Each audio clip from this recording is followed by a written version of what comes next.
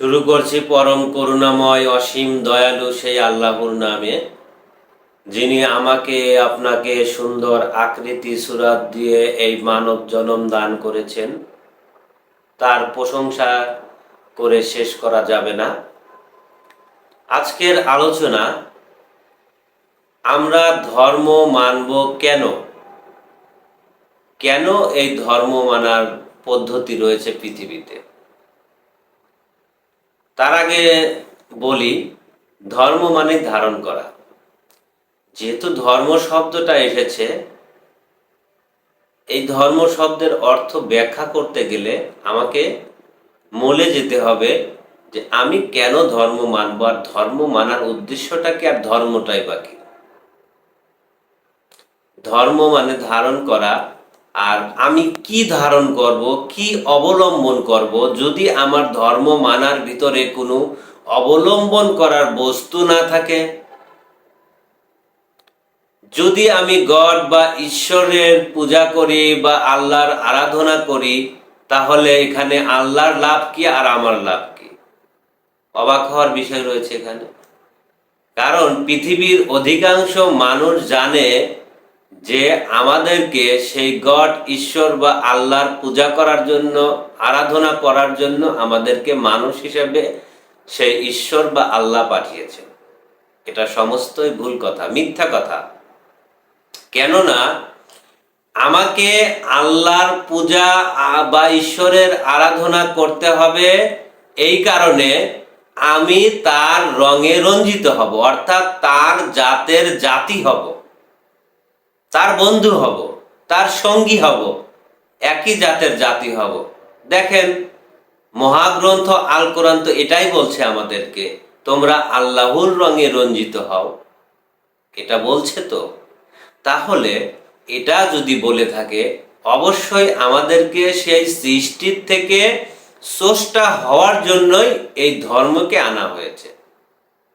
যদি এই ধর্মকে আনা হয়ে থাকে একটি জীবনের উপরে অবলম্বন করার জন্য, তাহলে আমাদেরকে কোনো জীবনের উপরে মালিকানা করে এই মানব জীবনে আনা হয় নাই। তাই আমাদের কোনো পরিচয় আমরা কেউ দিতে পারি না।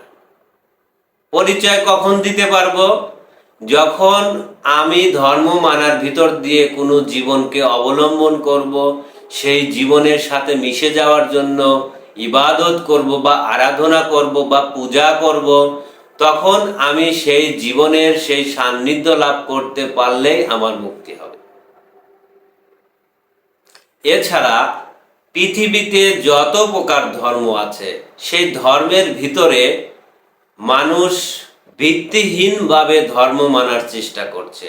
যে ধর্মের ভিতর ধারণ করা কোনো বস্তুই নেই, অবলম্বন করা কোনো বস্তুই নেই, শুধু মুখে ধর্ম মানছে লোভের আশায়। লোভটা কি? স্বর্গ বা জান্নাত। ভয়টা কি? শাস্তি বা নরক বা দোজক। আসলে দোজক বা স্বর্গ বা জান্নাত, এগুলো একটি মানুষকে উদাহরণস্বরূপ বোঝানো হয়েছে। আপনি আপনার মানব জীবন তাকিয়ে দেখেন আর প্রকৃতিতে তাকিয়ে দেখেন, তাহলে আপনি এই জান্নাত বা জাহান্নাম বুঝতে পারবেন। যেমন একটি মানুষ যখন মানব জীবন পায়, প্রকৃতির থেকে কিন্তু উঠে আসে। তারপরে মানব জীবনে এসে সেই প্রকৃতিকেই তারা জবাই করছে, ব্যবহার করছে, তাদেরকে ভক্ষণ করছে। কিন্তু এই মানুষ কিন্তু সেই সৃষ্টিদের মতো শাস্তি বা দোজক ভোগ করছে না। আর সৃষ্টিদের দেখেন, তাদের জীবন থাকতেও তারা দোজকি।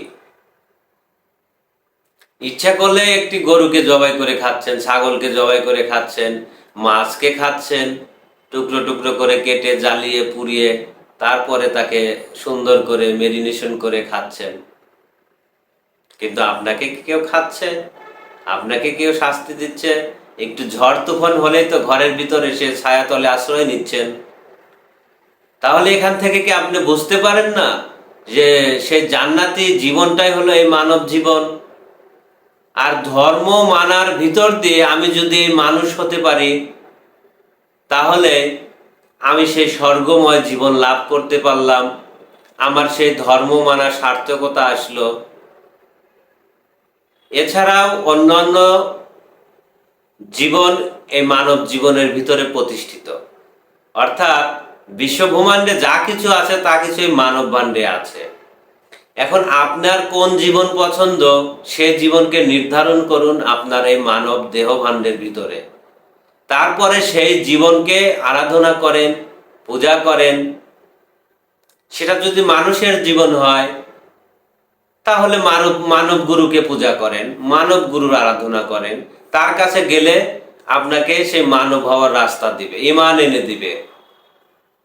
যদি কেউ সেই নবীদের জীবন ধারণ করে থাকে, অবলম্বন করে থাকে, পছন্দ করে থাকে, সেই নবীদের কাছে যান, আত্মসমর্পণ করেন। কিন্তু সেই যুগটা তো এখন আর নেই, কারণ ওটা ছিল রাতের যুগ, ওই যুগটাই খতম হয়ে গেছে। এটা দিনী যুগ। এই যুগে শুধু মানব হওয়ার ধর্ম বা রাস্তা রয়েছে, অন্য কোনো রাস্তা নেই, সব বন্ধ। এখন বর্তমান যুগে যে পরিস্থিতি, এই যুগে সৎ পথে নিজেকে পরিচালিত করা অত্যন্ত কঠিন। তাই আমরা যারা মানব হব, মানব সত্যটা সেই স্বয়ং মূল স্রষ্টা, এটা অত্যন্ত পবিত্রতার ধর্ম। আর ধর্ম মানুষ মিশ্রিতভাবে পালন করে, কারণ মানুষ দেখেন মিথ্যা কথা বলে, অন্যের ক্ষতি করে, অন্যায় অপরাধ করে, আবার মসজিদে গিয়ে 5 ওয়াক্ত নামাজও পড়ে। এরা মিশ্রিত জীবন, মিশ্রিত ধর্ম পালন করে।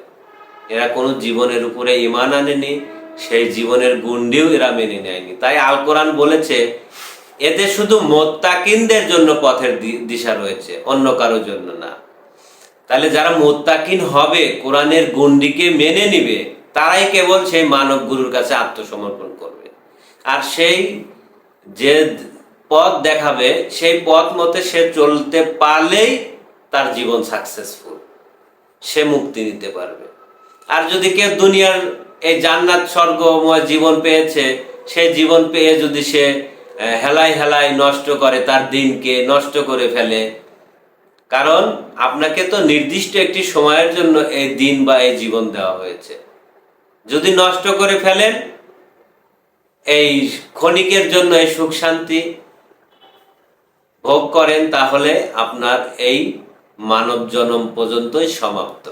আপনি কখনোই আর এই মানব জীবনে উঠে আসতে পারবেন না। ইসলামিক তথ্য মতে, আল কোরআনিক তথ্য মতে এই মানব জন্ম একবারই হয়। আর এইবার একবারই যদি কেউ মুক্তি নিতে পারে, তাহলে সে অনন্তকালের জন্য সেই জাতের ভিতরে সে বিরাজমান থাকবে। এটাই মহাসত্য। আর যদি কেউ না ধরতে পারে, মুক্তি নিতে না পারে, তাহলে সে চিরকালের জন্য ধ্বংস হবে এবং সেই দোজকের জীবনের ভিতরেই তাকে নিক্ষেপ হতে হবে। অবশ্যই দোজকের জীবনগুলো কিন্তু আপনাদেরকে আমি দেখালাম। অনেকেই হয়তো আমার ভাষাগুলো ওভাবে বুঝবে না, কেননা আমি মূল হাকিকত থেকে, সৃজন সত্তার থেকে আপনাদেরকে সবকিছু দেখাচ্ছি। আমার কাছে সবকিছু দিনের মতো পরিষ্কার। তাই যারা ধর্ম মানেন, ধর্ম মানার উদ্দেশ্য রয়েছে, সে ধর্ম মানার আগে আপনি দেখেন আপনি ধর্ম মানার ভিতর কোনো জীবনকে ধারণ করতে পারছেন কিনা, সেই জীবনের উপরে ঈমান এনেছেন কিনা, আপনার গুরু আপনাকে কোনো জীবন অবলম্বন করার জন্য ধর্ম দিছে কিনা। যদি না দেয়, তাহলে সেই ধর্ম ভিত্তিহীন, ফাসেক, ওই ধর্ম মেনে কখনোই কোনো কাজে আসবে না। এটাই মহাসত্য। এ বলেই আমি আমার বক্তব্য এখানেই সমাপ্তি করছি। আসসালামু আলাইকুম ওয়া রাহমাতুল্লাহি ওয়া বারাকাতুহু।